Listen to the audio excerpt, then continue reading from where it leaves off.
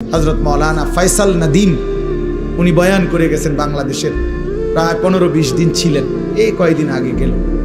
তো উনি সবসময় তসবিহ পড়তেন, হাতে তসবিহ রাখে পড়তেন। তো উনি একদিন বয়ানের মধ্যে বলছেন, ইউরোপে কোনো এক দেশে উনি বয়ানে গেছেন। তো ওইখানকার এক মুসলিম যুবক ওনাকে জিজ্ঞাসা করছে যে হযরত, আপনি যে হাতে তসবিহ ব্যবহার করেন এটা কি? তখন উনি বলছেন যে এটা মুদাক্কেরা, এটা আমাকে স্মরণ করিয়ে দেয়। তো কি স্মরণ করিয়ে দেয়?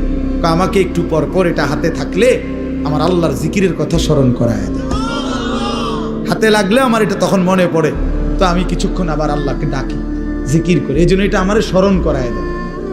তখন ওই যুবক, কথাটা খেয়াল করেন, ওই যুবক তখন ওনাকে বলছে, আচ্ছা হযরত, নবী সাল্লাল্লাহু আলাইহি ওয়াসাল্লাম তিনি এই তসবিহ মানে এই দানাওয়ালা এগুলো এটা ব্যবহার করতেন,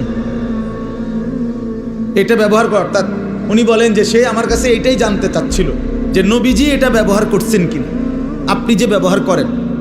তখন উনি বলেন, আমি তাকে বললাম, হ্যাঁ যুবক, তোমার প্রশ্ন তো ঠিক আছে, নবীজি এটা ব্যবহার করতেন কিনা, কিন্তু আগে তুমি কি এটা জানো যে নবী সাল্লাল্লাহু আলাইহি সাল্লাম আল্লাহকে ভুলতেন কিনা?